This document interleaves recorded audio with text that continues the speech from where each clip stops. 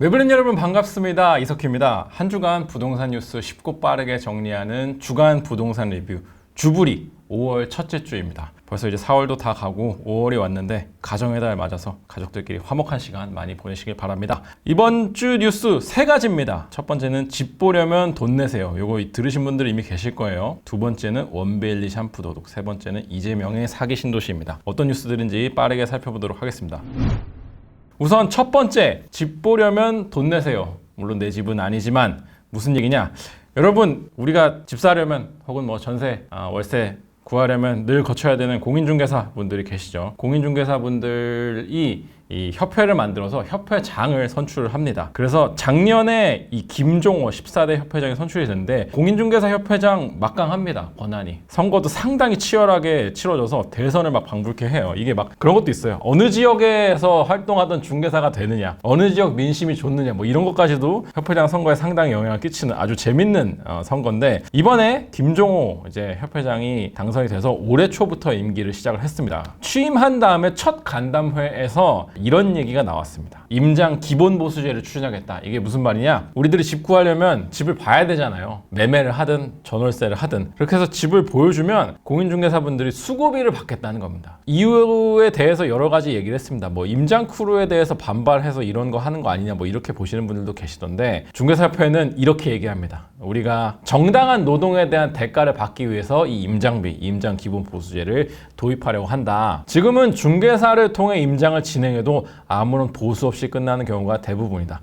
이는 직업적 전문성에 대한 저평가로 이어지고 있다. 우리가 한 노동에 대해서 돈을 안 주니까 중개사가 가진 전문성에 대해서 굉장히 홀대하는 그런 분위기가 형성되고 있다. 이런 얘기인가요? 상담과 안내 등 실질적인 노동이 발생하는 만큼 최소한의 정당한 보상이 필요하다고 주장을 하면서 이걸 도입하겠다고 했습니다. 이걸 도입하는 것에 대해서 뭐 말이 많은데, 일단은 이렇게 돈을 내고 실제로 이제 계약까지 이어지면 중개비에서 이걸 차감하겠다라고 이렇게 말씀하셨어요. 근데 이것에 대한 대중들의 반응 상당히 차갑습니다. 제가 이 관련된 기사에 달린 댓글들 중에서 이제 좋아요 수를 많이 받는 댓글들을 가져와 봤는데, 옷가게에서 옷 구경한다고 돈 내라는 소리냐, 이 비유가 적절한지 여러분들은 어떻게 생각하시나요? 저는 실제로 이제 하는 노동의 정도의 차이는 있지만 비슷하다고 저는 생각이 좀 들어요. 공인중개사분들께서 집을 보여주는 이유는 결국에는 집을 소개해서 계약까지 이어졌을 때 그것에 따른 중개료를 받기 위해서 하는 행위인데, 옷가게에서도 이제 옷 보여주는 게 옷을 팔려고 하는 행위인 거잖아요. 이런 것에 좀 비유한 얘기인 것 같고, 이런 얘기도 있습니다. 임장비, 뭐 임장 기본 보수제 환영한다. 근데 그럴 거면 복비 내려라, 이 말입니다. 현재 복비 말이 안 된다. 무슨 문제 생기면 나 몰라 하는 중개사들 많다. 특히나 이 전세 사기 사태 때 중개사분들에 대한 여론이 상당히 안 좋아졌죠. 구매자가 검색해서 찾아가 성사되는데 무슨 복비를 몇백에서 몇천씩 처먹노. 현재 중개료를 대폭 손본다면 오케이. 요즘 SNS용 임장 다니는 머리빈들 때문에 열받는 건 알겠으니 임장료 받고 중개료 내리고 해라, 이런 반응들이 있었습니다. 대중분들이 생각하는 거 제가 이제 좀 대변을 해보자면, 도대체 중개사의 전문성이란 무엇인가? 라는 것에 대한 의구심들을 좀 표하시는 것 같아요. 일단은 앞서 보여드린 대로 옷가게에서 옷 구경한다고 돈 내는 사람, 이거는 집을 보여주는 거는 결국엔 영업의 연장인 거잖아요. 그리고 집을 보여주는데 아주 대단한 전문성이 필요한 건 아니거든요. 전화 받고 집 매물 나왔으면 약속 잡아서 가서 보여주는 거죠. 그리고 사실상 집을 보여주는데 노동을 하는 건 중개사분들의 노동도 있지만 집주인이 내 집 보여주고, 혹은 뭐 세입자가 있는 집이면 전세 살던 세입자가 잠깐 시간을 내서 열어주고 이제 보여주는 건데, 공인중개사가 돈까지 받아야 되냐? 약간 이런 반응인 것 같고, 그 다음에 중개사의 전문성을 얘기하는데, 사실 저희가 이 임대차 계약이든 매매 계약이든 국토부에서 만든 표준계약서라는 게 있습니다. 그래가지고 계약서 쓰는 것 자체도 그렇게 전문성이 필요한 거냐? 그 등기는 법무사가 대신 쳐주고, 그래서 법무사 비용도 따로 내고 해야 되는데, 이런 것들도 이제 중개사분들의 역량이 크게 들어가지 않는 것 같은데 도대체 전문성이라는 게 무슨 얘기냐? 그리고 사실 이런 반응이 나오는 거는 저는 전문성에 대한 의구심도 있지만 전반적으로 이 중개사분들의 애티튜드, 신이 성실하지 않은 태도, 이런 것에 대한 불만이 저는 크다고 봅니다. 왜냐하면 전세 사기나 전세를 살면서 뭐 집주인들이 나쁜 짓을 할 때 뭐 이렇게 과도한 보수 요구를 하던가 이런 거 할 때 중개사분들이 나몰라라 하는 경우들도 있고, 이제 그런 것에 대한 불만도 쌓여 있는 것 같고, 그 다음에 역시나 많은 얘기가 나오고 있는 거는 그냥 지금의 수수료 자체가 너무 비싸다, 이렇게 하는 일이 별로 없는 것 같은데 수수료가 너무 비싸다, 이런 여론들도 좀 있죠. KB부동산을 기준으로 서울 아파트 평균 가격이 13억 원입니다. 이게 지금 현재 이 서울시의 이 아파트를 포함한 주택을 중개할 때 보수료 요율표거든요. 그러면 13억이면 요 구간에 들어갑니다. 1,000분의 6, 0.6%죠. 그러면 수수료가 780만 원이 나옵니다. 서울에 있는 평균 아파트 하나를 거래하면 수수료로 780만 원을 내야 된다는 얘기입니다. 그러니까 상당한 부담이죠. 여기에 뭐 취득세도 들어가고 여러 가지가 들어가는데 이런 것에 대한 불만도 좀 쌓여 있는 상태예요. 그래서 도대체 이 임장비, 임장 기본 보수제라는 게 우리는 듣도 보도 못한 건데 다른 나라엔 있나? 찾아봤더니 없습니다. 다른 나라에서도 찾기 힘든 사례예요. 미국, 일본, 독일, 프랑스 이런 나라를 다 살펴봤더니 그런 건 없다고 합니다. 대부분의 나라에서 이 중개사분들의 영업행위 이런 것에 대한 보수 이런 거를 법이나 제도로 상당히 정해놓은 경우가 많습니다. 그래서 그런 것들이 빡빡하게 규제가 들어가기 때문에 없고 미국에서 극소수 주에서 자율로 하는 경우들이 있다고 합니다. 어떤 경우냐면 아주 고급 주택 막 들어가서 혹시라도 뭐 잘못하면 막 파손이 일어나고 그랬을 때 상당히 문제가 되는 경우 아니면 정말 집 보러 가기 힘든 곳 집이 아니라 그냥 여러 부동산들 포함이겠죠. 뭐 땅이든 주택이든 상가든 이런 게 아주 오지에 있는 경우에는 이런 경우에는 사전 보수를 받는다고 합니다. 보니까 뭐 50달러에서 150달러 정도 그러니까 우리나라 돈으로 7만 원에서 한 20만 원 정도 되는 가격이겠죠. 그래서 이렇게 특수한 경우에 보러 가는 사람이랑 중개사가 자율로 하는 겁니다. 뭐 모든 중개사가 이렇게 하는 것도 아니고 우리는 이런 케이스는 돈을 좀 받아야겠어요 하는 경우에는 받는 경우가 종종 있다고 하긴 해요. 그렇지만 다른 나라에서 상당히 찾기가 힘든 사례라고 합니다. 그래서 도입이 된다면 어떻게 해야 될까? 좀 생각을 해봤는데 일단은 이 임장비 얼마가 적당한지부터 좀 말이 많이 나올 것 같아요. 여러분들 생각은 어떠신가요? 얼마 받아야 될까요? 뭐 10,000원? 10만 원? 100만 원? 얼마가 적당한지에 대한 논의부터 돼야 될 것 같고 이게 사실 부담이다라고 나오는 얘기가 우리가 사실 집 한 채 살려면 집을 한 채만 보는 거 아니잖아요. 한두 채만 보는 것도 아니에요. 최대한 많이 보면 볼수록 좋죠. 근데 중개협회에서 이렇게 얘기했잖아요. 보고 나서 임장비 냈으면 그거는 수수료율에서 차감을 하겠다. 가령 13억짜리 거래하는데 780만 원인데 임장비 뭐 한 10만 원 냈다라고 하면 중개료는 770만 원 받겠다 이런 거거든요. 근데 이게 말이 통하려면 한 곳에만 의뢰를 해야 되는 거예요. 내가 가령 이 중개사한테 받다 저 중개사한테 받다가 하다가 결국엔 계약은 한 사람이 해줄 텐데 저 중개사가 보여준 집에 대한 기본 임장료? 이거를 차감해주지 않을 거잖아요. 대신 내주지 않을 거잖아요. 저 중개사가. 그러니까 한 곳에만 의뢰하게 될 거예요. 한 채만 보는 게 아니기 때문에. 근데 가령 이런 생각도 듭니다. 여기 나와 있는 거 이제 잠실인데 잠실에 있는 아파트 뭐 엘리트 보러 갔어요. 근데 거기 있는 중개사가 한 곳에서만 해서 봤다고 칩시다. 근데 내가 잠실만 보는 게 아닐 수도 있잖아요. 뭐 그 근처에 있는 뭐 개포를 볼 수도 있고 방배를 볼 수도 있고. 근데 그런 데로 가게 되면 중개사가 달라질 수밖에 없는 거거든요. 거기서는 아예 취급을 안 할 거기 때문에. 그럼 이런 경우에는 어떻게 해야 되냐. 한 곳에만 의뢰하는 것도 어려워질 텐데 뭐 그런 생각이 좀 들긴 합니다. 그리고 한 곳에만 보게 되면 순기능처럼 예측되는 것도 저는 떠오르긴 했는데 일종의 이제 전속 중개 효과가 있는 거거든요. 내가 이 지역에서는 결국엔 이 중개사만 쓰게 되는 거. 그러면 이 중개사 입장에서는 우리가 아주 좋은 매물을 많이 가져오는 것 자체가 중요해질 거예요. 우리 중개업소에 오시면 이 매물도 있고 저 매물도 있고 뭐 이런 매물도 있습니다. 그래서 우리 중개업소에 오면 여러 집을 많이 보실 수 있어요. 좋은 집을. 이렇게 될 테니까 중개업소 간에 약간 경쟁이 좀 심화될 것 같다는 느낌을 들어요. 이거는 소비자 입장에서는 좋은 거고 중개업소 분들 입장에서는 안 좋은 거죠. 경쟁이 심화되는 건 어쨌든 일하기 좀 더 불편해지는 거니까. 그래서 일종의 전속 중개 같은 효과까지 좀 일어날 것 같은 건데 과연 잘 될 수 있을지. 중개사 협회에서 왜 이렇게까지 하실까? 뭐 아까 임장크루에 대한 얘기 나왔지만 사실 임장크루는 그렇게 많이 있는 일은 아니거든요. 그리고 사실 임장크루 분들 중에서도 돈을 중개업소에 주시는 분들도 계십니다. 왜냐하면 본인들도 여러 사람 모아가지고 일종의 교육비 형태처럼 하는 거죠. 몇만 원 주고 투어 해드릴게요. 그러면서 이 지역에 대한 인사이트도 얻어가세요. 이런 게 이제 임장크루잖아요. 그럼 돈 받은 거 가지고 이제 중개업소에 주기도 하거든요. 사실 그게 문제가 되는 것 같진 않아요, 사실. 근데 정말로 진심인 것 같아요, 이 임장 보수제에 대해서. 왜 이렇게까지 하시나 살펴봤는데 공인중개 업소의 업황이 정말 좋지 않습니다. 이게 지금 연도별로 1월에서 2월 신규 개업한 공인중개사, 전국에서 공인중개사 업소가 몇 개인지 본 건데 쭉쭉쭉쭉쭉 내려가서 올해에는 1,796건입니다. 이게 통계 보이는 역대 최저치입니다. 보시면 이 화랑일 때죠. 막 20년, 21년, 22년 이때는 막 난리였습니다. 신규 개업에. 근데 점점 줄어들어서 작년에는 그렇게 침체라고 얘기하지도 않았는데도 불구하고 이렇게 줄어들었어요. 그러니까 이미 개업한 중개업소가 너무 많아서 이제 레드오션이 된 거죠. 실제로 이렇다 보니까 시험에 응시하는 분들도 사실 성인 수능이라고 불리는 공인중개사 시험이잖아요. 근데 그것도 이렇게나 많이 줄어들었습니다. 그만큼 업황이 좋지 않다는 얘기죠. 그래서 이렇게 좀 뭔가 다른 수익원을 좀 찾아보려고 하지 않으실까 싶습니다. 근데 그것도 사실 보수 요율에서 정말 정직하게 차감한다면 수익이 늘어나는 것도 아니거든요, 사실.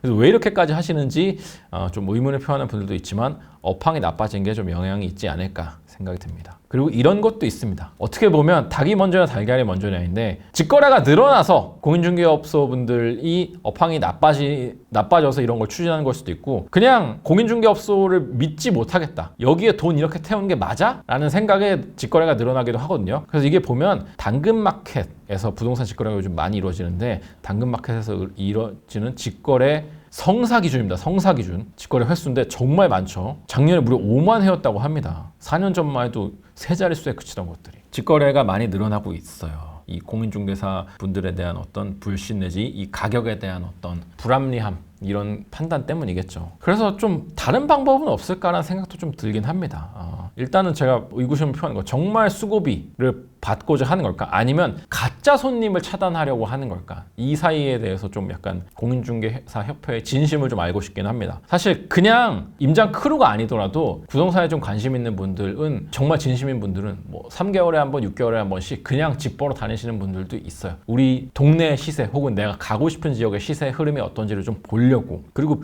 블로그 하시는 분들도 상당히 많죠. 부동산 관련돼서. 그런 거 하려면 이제 현장의 목소리를 좀 담아주는 게 중요하거든요. 그래서 가짜 손님들도 사실 많습니다. 가짜 손님이라는 표현이 어떨지 모르겠지만 진짜 실수요가 아닌 손님들도 있어요. 그래서 이런 걸 좀 차단하려고 하는 것 같기도 해요. 귀찮으니까 사실. 어떤 방법이 좀 있을까 고민을 해보면 계좌 인증 같은 거 얘기하시는 분들도 있거든요. 야, 돈도 없는데 보러 오는 거 아니야? 라는 걸 차단하려면 최소한 10% 정도 넣을 수 있는 돈 혹은 가계약금 정도 넣을 수 있는 돈을 인증을 해라. 이런 거가 좀 방법이 될 수 있지 않을까라고 말씀하시는 분들도 계셨고 그 다음에 최소한의 신분 확인 와서 정말 아무런 정보 없이 그냥 쓱 보고 가시는 분들도 많거든요. 그냥 질문만 하고 가시는 분들. 그런 거는 좀 우리가 없었으면 좋겠다. 최소한의 어떤 정보를 얻어서 이걸 보러 오는 사람이 좀 불편하게. 왜냐면 뭐 가령 광고 문자 같은 것들도 많이 하시거든요. 한번 보러 와서 명함 수거하시는 중개사분들은 최소한의 신분 확인 정도는 하면 어떨까? 명함이라도 받건가? 아니면 전화번호라도 받아서 보여줬으면 나중에 영업할 수 있는 수단으로라도 쓸 수 있게 뭐 그렇게 하면 좀 어떨까라고 얘기하시는 분들도 계셨고 이런 것도 있습니다. 집을 안 보여줄 거면 임장에 준하는 실물 정보가 좀 있었으면 좋겠다. 집을 보지 않더라도 최소한 집 사진 정도는 있어야 되는데 여러분 네이버 부동산 가보면 집에 실물 사진 올라온 매물 정말 열에 하나입니다. 열에 하나. 옛날 처음 입주할 때 사진 그 다음에 아파트 문주 막 이런 거 넣어놓고 그냥 매물에 대한 사진 정보라고 올려놓거든요. 근데 그런 거 하지 말고 집 보여주기가 싫으면 최소한 집에 대해서 현재 상태가 어떤지 이런 걸 좀 보여줘야 되는 거 아니냐 이렇게 말씀하시는 분들이 있었습니다. 그래서 중개사분들이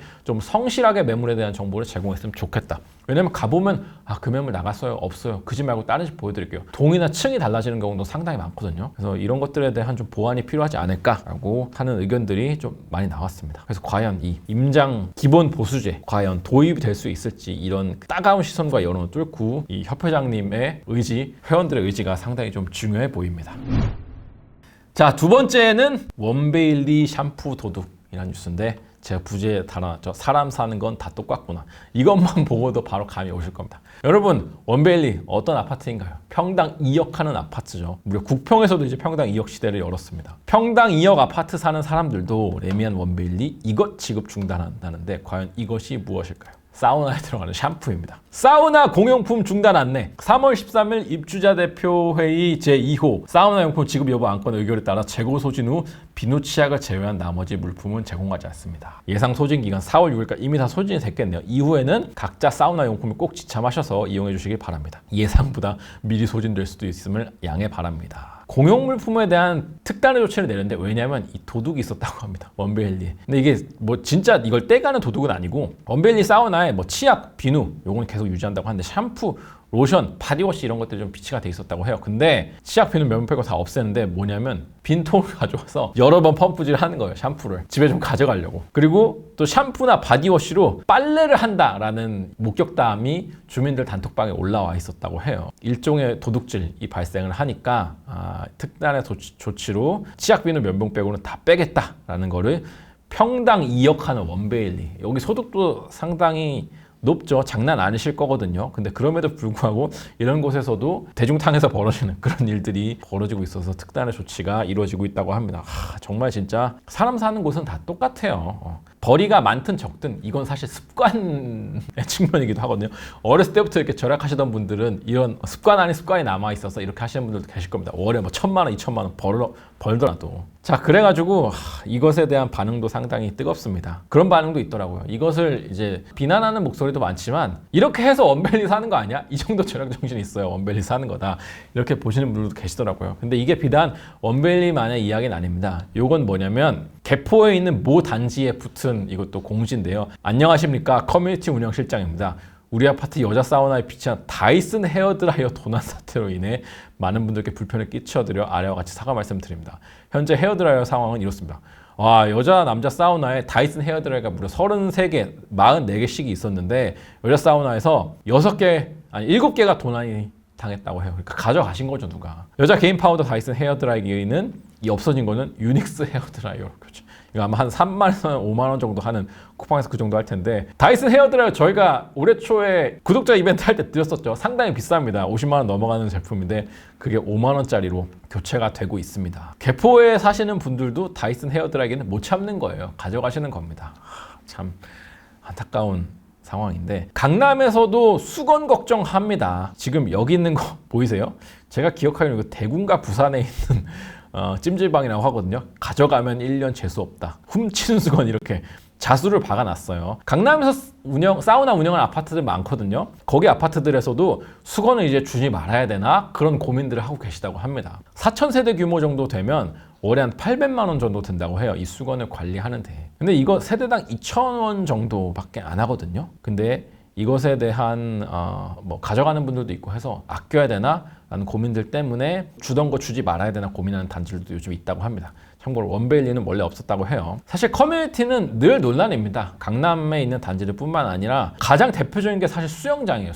수영장들 요즘 고급화한다고 많이 들어가죠. 근데 이게 이용률이 저조하면 재기능은 못하고 관리하는 데는 돈이 상당히 많이 들거든요. 수질 관리도 해야 되고, 여기 딸리는 뭐 샤워실도 관리를 해야 되고, 타일에 물기 끼는 거 이런 거 다 관리해야 되거든요. 그게 돈이 상당합니다. 그래서 열었다가 정말 제대로 운영이 안 돼가지고 그냥 개점 휴업 상태인, 혹은 아예 들어가지도 못하게 해놓고 물 다 빼고 그냥 방치해 놓는 곳들도 있어요. 애초에 지을 때부터 요즘은 다시 안 짓는 곳들도 있습니다. 뭐 영화관 수영장은 사치, 아파트 커뮤니티로 가성비 따진다, 이런 제목의 기사들도 최근에 있었는데, 공사비가 많이 오르다 보니까 이런 거 그냥 굳이 있어야 돼. 그냥 딱 헬스장, 뭐 골프 연습장 정도 하고, 어린이집 당연히 들어가야 되고, 스카이 라운지도 있어야 되냐? 이런 것들도 좀 의문이고, 조식 서비스는 먹는 거니까 편하니까 넣자. 그래서 딱 에센셜한 커뮤니티만 넣자. 이렇게 좀 추세가 바뀌고 있다고 합니다. 그래서 아파트 커뮤니티의 진화 혹은 퇴행, 이런 것들이 좀 이런 식으로 벌어지고 있다라는 게 최근에 한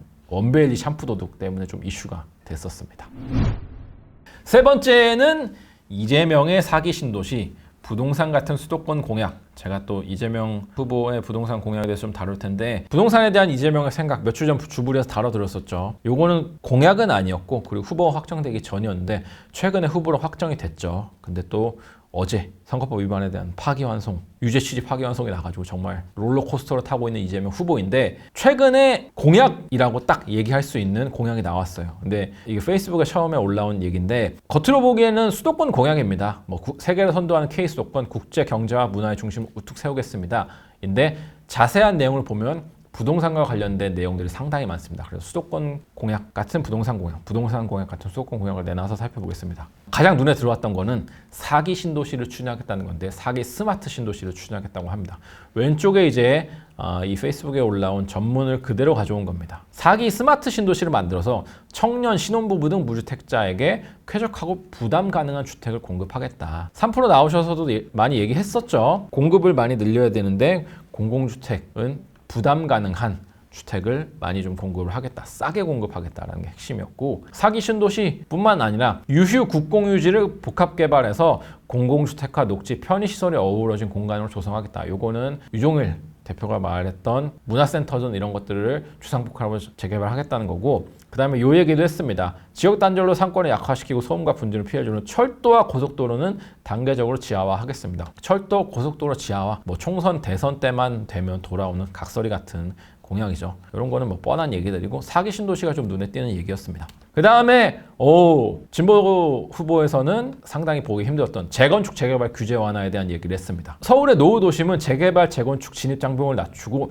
용적률 상향과 분담금 완화를 추진하겠습니다. 재건축 부담금은 아닙니다. 제초안 완화 추진하겠다는 건 아니고 재건축 재개발의 진입 장벽을 낮추기 위해서 용적률을 상향하겠다. 정비 사업에 대한 사업성을 지원하겠다는 거죠. 근데 이게 어떤 식으로 갈지에 대해서는 구체적으로 얘기하지 않았습니다. 저희가 지난주에 살펴봤던 한동훈 후보는 법을 아예 개정해서 법적 상한 용적률을 아예 높여버리겠다는 거죠. 근데 요거는 사실 지자체 인센티브로 해결할 수도 있는 부분이라서 요거는 어떻게 용적률을 높여주겠다는 건지 좀 지켜봐야 될 것 같습니다. 공공기여를 줄이는 방식으로도 실질적인 용적률을 상향할 수도 있거든요. 그런 것들을 바꾸겠다는 건지 아니면 정말 법적 상한을 바꾸겠다는 건지는 살펴봐야 되겠습니다.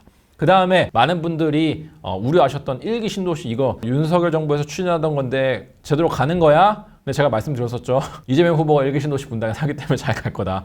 근데 이렇게 얘기했습니다. 1기 신도시는 노후 인프라를 전면 재정비해 도시 기능과 주거 품질을 함께 높이겠습니다. 그러니까 1기 신도시 재건축은 그대로 가겠다라는 얘기를 한 겁니다. 그 다음에 그 외에도 사실 1기 신도시 특별법이 아니죠. 노후도시 특별법이죠. 그 외 수도권 노후도시로 속도를 내겠다고 했는데 구체적인 곳도 얘기했습니다. 수원, 용인, 안산, 인천, 연수, 9월 등에 대한 정비를 적극 지원하겠다. 그러니까 서울에도 노후도시 특별법상 해당하는 노후도시들이 있지만 수도권 위주로 먼저 좀 정비를 해야겠다라는 방향성을 보였습니다. 이건 좀 새로운 내용이었어요. 그 다음에 교통도 중요하죠. 윤석열 정부가 추진했던 GTX의 확장들 요거 다 그대로 계승하겠다라고 했습니다. 물론 제대로 지켜질지는 모르겠지만 GTX ABC 노선은 지연되지 않게 추진하고 왜냐하면 지금 지으려던 것도 저희가 얼마 전에 살펴드렸던 것처럼 몇 년씩 지연되고 있는 상황이고 수도권 외곽과 강원까지 연장도 적극 지원해 GTX 소외 지역을 줄여가겠습니다. GTX ABC에 대한 연장 얘기를 이제 윤석열 정부에서 했습니다. A는 평택까지, B는 춘천까지, C는 밑으로는 아산, 위로는 동천까지 연장을 하겠다고 했거든요. 그러면서 동시에 나왔던 게 DEF도 신설하겠다는 계획을 했었는데 이재명 후보도 GTX, DEF 등 신규 노선은 지역 간 수요와 효율성을 고려해 단계적으로 추진하고 빠르게 가겠다 이런 얘기는 아니지만 어쨌든 계승해서 추진하겠다는 얘기를 했고 경기도가 제안한 GTX 플러스 노선도 적극 검토하겠습니다. 요거는 김동연표 GTX 플러스죠. GTX C를 오이도까지 연장하는 게 있고 GH를 신설하겠다는 얘기도 있었습니다. 요거는 표심을 의식한 것도 있고 그 다음에 보통 이제 경선에서 경쟁했던 후보들이 떨어지면 그 후보들의 인물이라든지 공약 같은 거를 포용해서 당의 후보가 된 뒤에는 내세우는 경우들도 있거든요. 그런 것도 좀 있어 보입니다. 근데 어쨌든 이렇게 말에 뱉어놨으니 공약이 되는 거고 지켜질지 안 지켜질지 봐야겠죠. 물론 대통령이 당선될지부터 봐야 되는 거겠지만. 자, 그래서 이 부동산 공약에 대한 해설을 좀 해드리면 부동산도 우클릭 하겠다는 겁니다. 이재명 후보도. 저희가 3년 전과 많이 달라졌다라는 얘기를 드렸었는데 자, 보시면 규제 대신 공급, 사기 신도시, 하남 가밀 등 거론 요게 저희의 기사인데 3년 전 이 머리 희끗희끗한 걸 그대로 유지했을 때 그때의 모습과 지금의 모습을 딱 대비시켜 놓으면서 어떻게 바뀌었는지를 보면 국토보유세 신설하겠다는 얘기, 뭐 농지 투기 차단 얘기가 있었는데 이거 들리지도 않습니다. 그리고 종부세, 보유세 현행 유지하겠다는 얘기 3%에 나와서 얘기했던 거죠. 우클릭을 상당히 많이 했습니다. 세금에 대한 언급 없이 공급을 확대하겠다는 얘기만 있고 재건축, 재개발에 대한 완화 뉘앙스도 나온 거죠. 상당히 우클릭을 한 겁니다. 사기 신도시 어디가 될 거냐라는 얘기가 뭐 벌써부터 좀 추측이 나오긴 하고 있어요. 근데 만약에 된다면 이런 것들이 좀 얘기가 나오고 있습니다. 여러분 지난해 하반기에 그린벨트 풀어서 이제 5만 호 어디에 공급하겠다라고 얘기를 했죠. 근데 원래 당초에 88 대책 때는 8만 호였습니다. 남은 3만 호를 사실 올해 상반기에 발표하겠다고 했는데 정치 상황이 이렇게 되고 하면서 상당히 미뤄지고 있죠. 그래서 상반기에 3만 호가 어디 나올지 나올 수는 있을지에 대한 가능성도 불투명한 상황인데 이런 그린벨트를 후보지로 지금 국토부에서 물색하고 있는 곳들이 이재명 후보가 당선이 되면 사기 신도시로 발표되지 않을까라는 얘기들이 좀 나오고 있거든요. 그래서 대표적으로 얘기하고 있는 게 하남, 가밀, 감북 이런 데 풀리지 않을까. 왜냐면 이거 지난 그린벨트 풀 때도 아주 유력한 후보지로 거론이 됐었죠. 대곡은 지난 그린벨트 풀 때 풀렸어요. 근데 이게 많이 풀리지 않았거든요. 더 풀면 확장될 수도 있어서 이걸 확대해서 아예 대곡 신도시라는 이름을 붙일 수도 있지 않을까 얘기가 나오고 있고 그다음에 안산이랑 시흥에도 택지로 쓸만한 곳들이 좀 있거든요. 그래서 이런 데들이 사기 신도시가 되지 않을까라는 얘기가 거론이 되고 있습니다. 그리고 국토보유세에 대한 언급은 이번에도 없었습니다. 그래서 이거는 사실상 진짜 폐기가 된 것처럼 봐야 될 것 같고, 근데 재건축 재개발 완화한다는 얘기는 했지만 재초안을 완화하겠다 혹은 없애겠다 이런 얘기는 없었습니다. 그 다음에 공공기여를 어떻게 줄이겠다, 부담을 없애겠다 이런 언급도 없었습니다. 뭐 용적률 줄여줘서 사업성을 높여준다고 하는데 용적률이 늘어나는 만큼 결국엔 공공기여로 토해내야 되는 게 현재 이제 재건축 재개발인 거거든요. 그래서 이거에 대한 언급은 없기 때문에 용적률 많이 올려주고 우리가 많이 가져갈게, 이런 스탠스가 여전히 유지될 수도 있다. 진보 정권에서는 그렇게 좀 예측을 해볼 수 있겠습니다.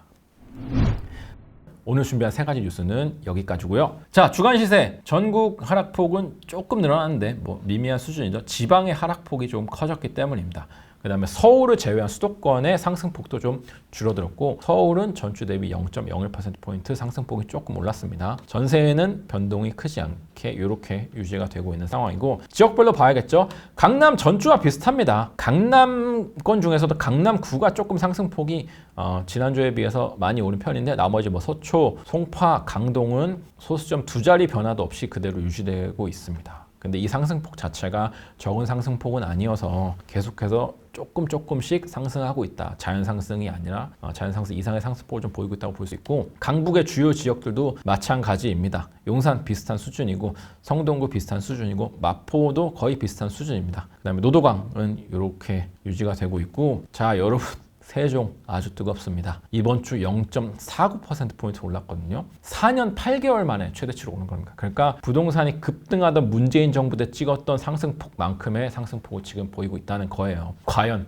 천도가 제대로 이루어질 수 있을지, 그렇게 되지 않는다면 지금 사신 분들은 또 상투에 잡은 게 아니게 될지 지켜봐야 될 상황입니다. 마지막으로 다음 주 청약 살펴봐야죠. 다음 주 청약 요런데 여기에 안 나와 있는 게 있죠, 여러분. 민간 분양 중에서는 수도권에서는 크게 볼만한 게 없습니다. 다음 주에는 지난주에 저희가 살펴드렸던 대로 하남 교산 신도시 첫 번째 본청약이 나옵니다. 사전 청약에서 실제로 본계약을 하지 않으신 분들이 꽤 많았어요. 물론 전체 이제 공공택지 신도시 중에서 적은 편이었지만 138가구가 본청약을 포기를 하셨다고 하거든요. 그래서 요게 합쳐지면 380가구까지 물량이 늘어납니다. 저희가 지난주에 다뤄드렸던 주부리에서 하남교산 신도시 상세하게 다뤄드렸으니까 그거 꼭 참고하시고, 일정은 다음 주입니다. 7일 그리고 8, 9일에 걸쳐서 진행이 되니까 놓치지 마시고 하남교산 관심 있는 분들은 청약을 하시기 바랍니다.